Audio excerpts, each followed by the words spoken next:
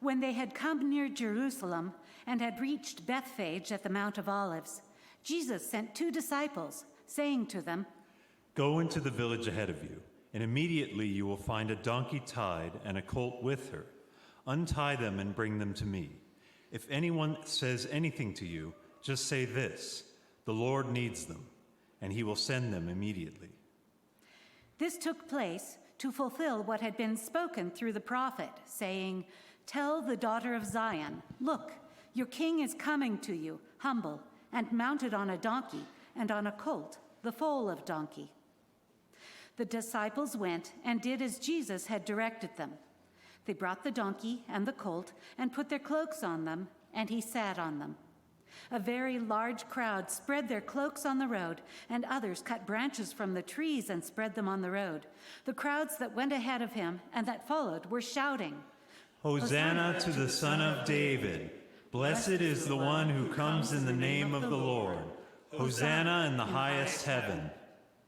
When he entered Jerusalem, the whole city was in turmoil, asking, "Who is this?" The crowds were saying, "This is the prophet Jesus from Nazareth in Galilee." Then one of the 12, who was called Judas Iscariot, went to the chief priests and said, "What will you give me if I betray him to you?" Then paid him 30 pieces of silver, and from that moment he began to look for an opportunity to betray him. On the first day of unleavened bread, the disciples came to Jesus saying, "Where do you want us to make the preparations for you to eat the Passover?" "Go into the city to a certain man and say to him, 'The teacher says, my time is near. I will keep the Passover at your house with my disciples.'" The disciples did as Jesus had directed them, and they prepared the Passover meal. When it was evening, he took his place with the 12, and while they were eating, he said, "Truly I tell you, one of you will betray me." And they became greatly distressed and began to say to him one after another, "Surely not I, Lord." "Surely not I, Lord." "The one who has dipped his hand into the bowl with me will betray me. The Son of Man goes as it is written of him. But woe to that one by whom the Son of Man is betrayed. It would have been better for that one not to have been born." Judas, who betrayed him, said, "Surely not I, Rabbi." "You have said so." While they were eating, Jesus took a loaf of bread, and after blessing it, he broke it, gave it to the disciples, and said, "Take, eat. This is my body." Then he took a cup, and after giving thanks, he gave it to them, saying, "Drink from it, all of you, for this is my blood of the covenant, which is poured out for many for the forgiveness of sins. I tell you, I will never again drink of this fruit of the vine until that day when I drink it new with you in my Father's kingdom." When they had sung the hymn, they went out to the Mount of Olives.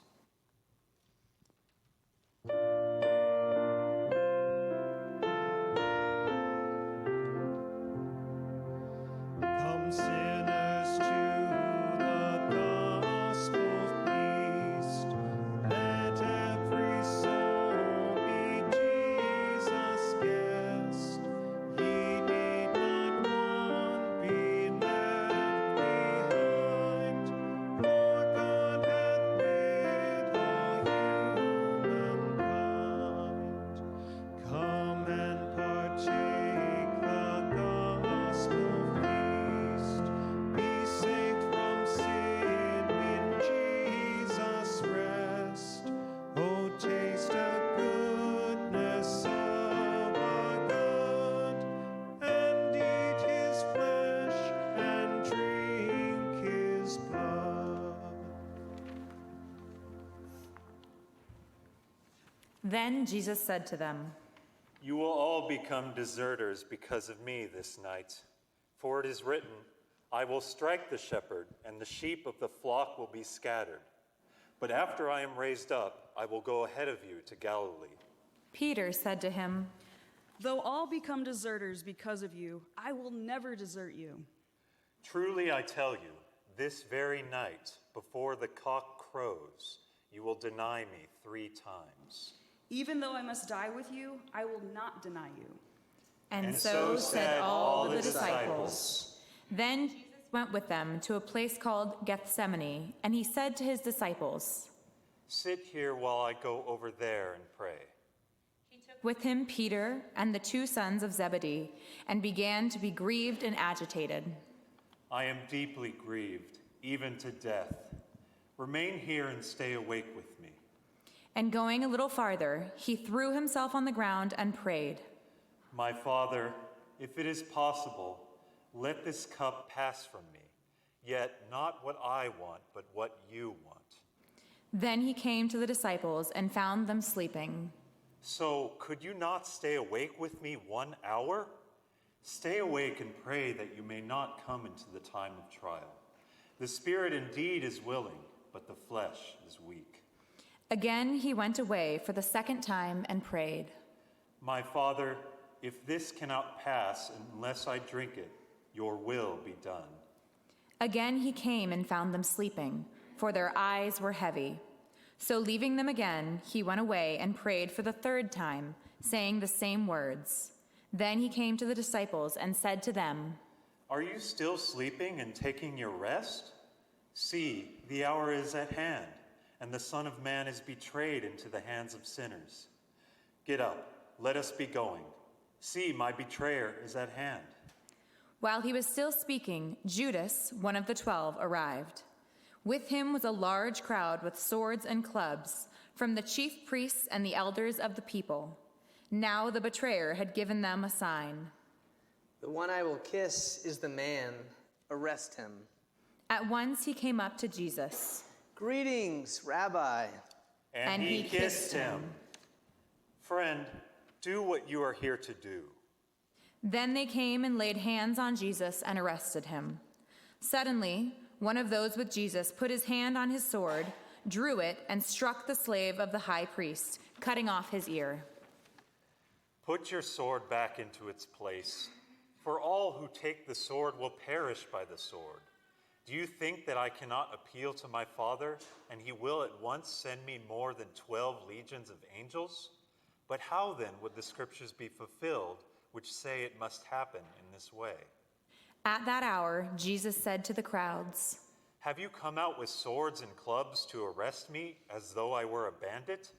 Day after day I sat in the temple teaching, and you did not arrest me.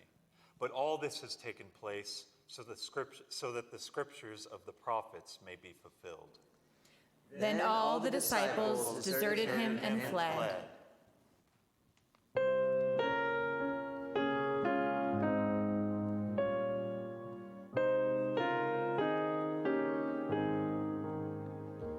Are ye able, said the Master, to be crucified with me? Yea, the sturdy dreamers answered, to the death we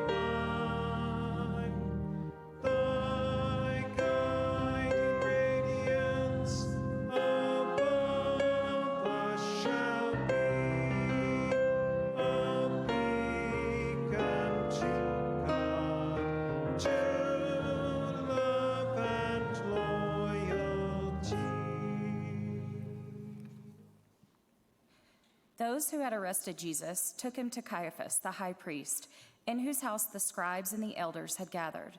But Peter was following him at a distance, as far as the courtyard of the high priest. And going inside, he sat with the guards in order to see how this would end. Now the chief priests and the whole council were looking for false testimony against Jesus, so that they might put him to death. But they found none, though many false witnesses came forward. At last, 2 came forward and said, "This fellow said, I am able to destroy the temple of God and to build it in 3 days." The high priest stood up and said, "Have you no answer? What is it that they testify against you?" But Jesus was silent. "I put you under oath before the living God. Tell us if you are the Messiah, the Son of God." You have said so, but I tell you, from now on you will see the Son of Man seated at the right hand of power and coming on the clouds of heaven. Then the high priest tore his clothes. "He has blasphemed. Why do we still need witnesses? You have now heard his blasphemy. What is your verdict?" He deserves death. Then they spat in his face and struck him. And some slapped him, saying, "Prophesy to us, you Messiah. Who is it that struck you?" Now Peter was sitting outside in the courtyard. A servant girl came to him and said, "You were also with Jesus the Galilean." But he denied it before all of them. I do not know what you are talking about. When he went out to the porch, another servant girl saw him, and she said to the bystanders, This man was with Jesus of Nazareth. Again he denied it with an oath. I do not know the man. After a little while, the bystanders came up and said to Peter, "Certainly you are also one of them, for your accent betrays you." Then he began to curse, and he swore an oath. I do not know the man. At that moment the cock crowed. Then Peter remembered what Jesus had said. Before the cock crows, you will deny me 3 times. And he went out and wept bitterly.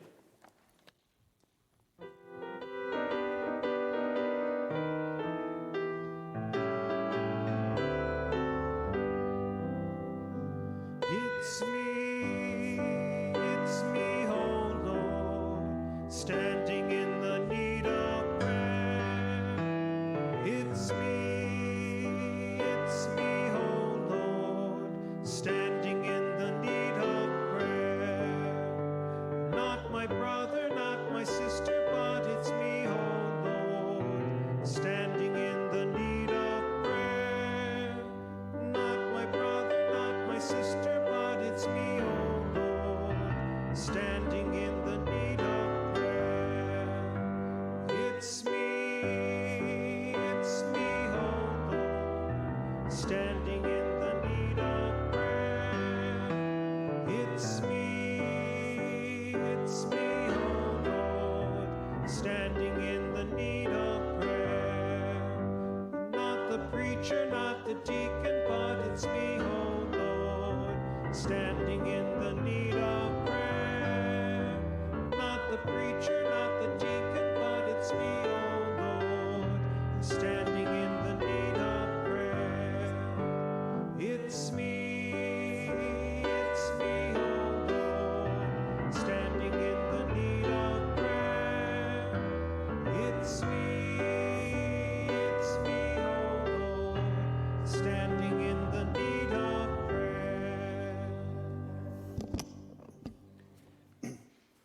When morning came, all the chief priests and the elders of the people conferred together against Jesus in order to bring about his death. They bound him, led him away, and handed him over to Pilate, the governor. When Judas, his betrayer, saw that Jesus was condemned, he repented and brought back the 30 pieces of silver to the chief priests and the elders. I have sinned by betraying innocent blood. What is that to us? See to it yourself. Throwing down the piece of silver in the temple, he departed, and he went and he hanged himself. But the chief priests, taking the piece of silver, said, It's not lawful to put them into the treasury, since they are blood money. After confirming together, they used them to buy the potter's field as a place to bury foreigners. For this reason, that field has been called the field of blood to this day. Then was fulfilled what had been spoken through the prophet Jeremiah. And they took the 30 pieces of silver, the price of the one on whom a price had been set, on whom some of the people of Israel had set a price, and they gave them for the potter's field, as the Lord commanded me.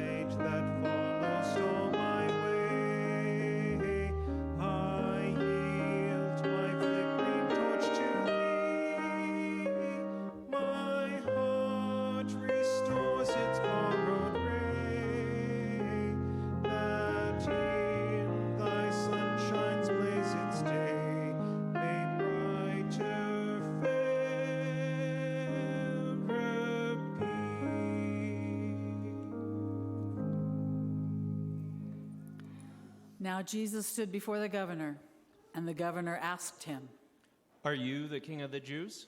You say so. But when he was accused by the chief priests and elders, he did not answer.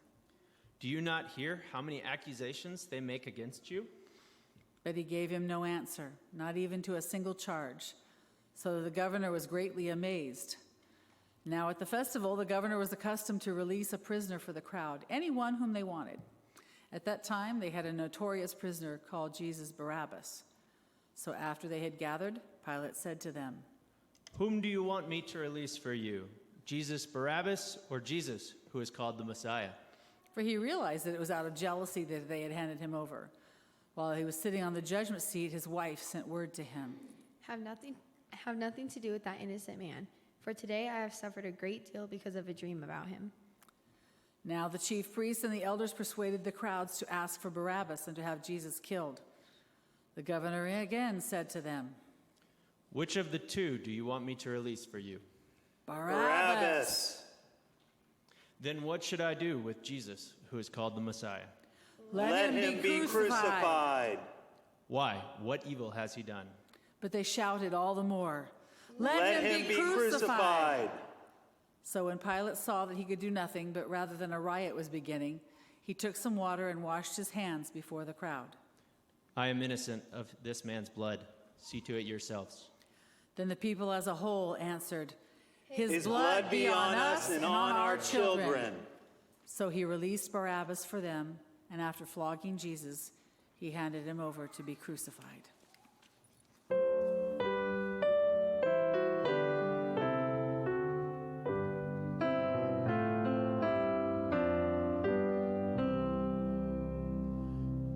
Sacred head now wounded, with grief and shame weighed down, now scornfully surrounded with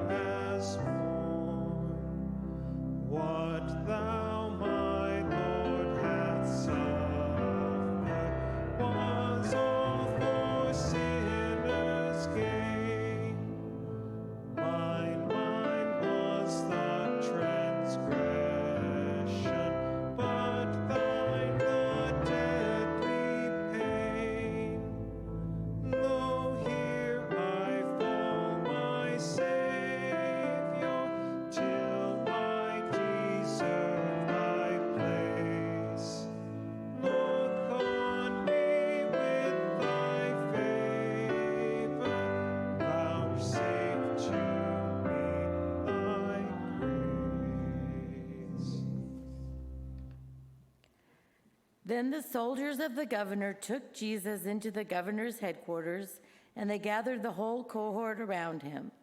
They stripped him and put a scarlet robe on him, and after twisting some thorns into a crown, they put it on his head. They put a reed in his right hand and knelt before him and mocked him. Hail, King of the Jews.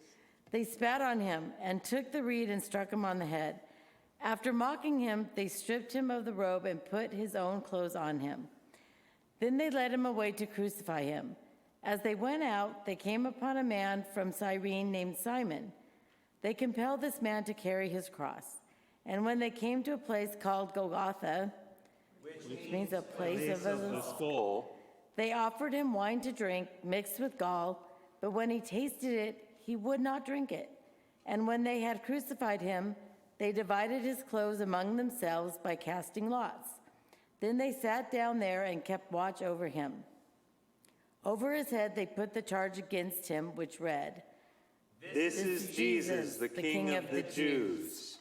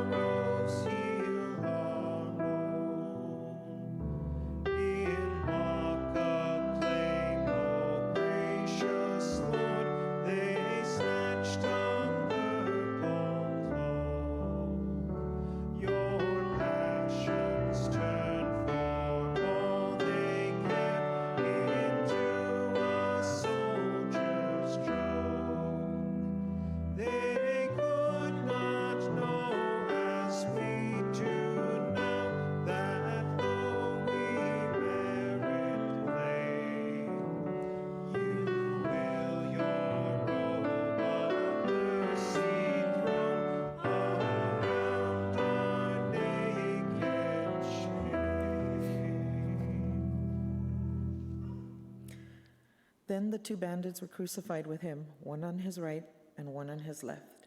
Those who passed by derided him, shaking their heads and saying, You who would destroy the temple and build it in 3 days, save yourself. If you are the Son of God, come down from the cross. In the same way, the chief priests also, along with the scribes and elders, were mocking him, saying, He saved others. He cannot save himself. He's the King of Israel. Let him come down from the cross now, and we will believe in him. He trusts in God. Let God deliver him now, if he wants to, for he said, I am God's son. The bandits who were crucified with him also taunted him in the same way. From noon on, darkness came over the whole land until 3 p.m. And about 3 o'clock, Jesus cried out with a loud voice, Eli, Eli, lima sabachthani. That is, my God, why have you forsaken me? When some of the bystanders heard it, they said, This man is calling for Elijah. At once one of them ran and got a sponge, filled it with sour wine, put it on a stick, and gave it to him to drink. But the others said, Wait, let us see whether Elijah will come to save him. Then Jesus cried again with a loud voice, and breathed his last. At that moment, the curtain of the temple was torn into two. From top to bottom, the earth shook, and the rocks were split. The tomb also were opened, and many bodies of all the saints who had fallen asleep were raised. After his resurrection, they came out of the tombs and entered the holy city and appeared to many. Now, when the centurion and those with him who were keeping watch over Jesus saw the earthquake and what took place, they were terrified and said, Truly, this man was God's son.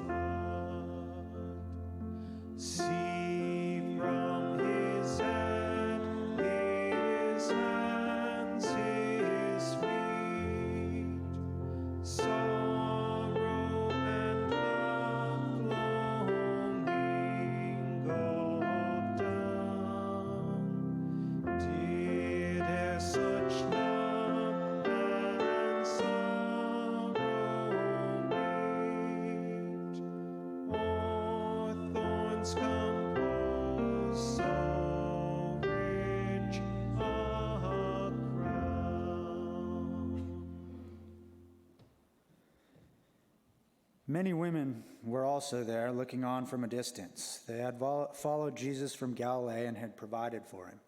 Among them were Mary Magdalene and Mary, the mother of James and Joseph, and the mother of the sons of Zebedee. When it was evening, there came a rich man from Arimathea named Joseph, who is also a disciple of Jesus. He went to Pilate and asked for the body of Jesus, and then Pilate ordered it to be given to him.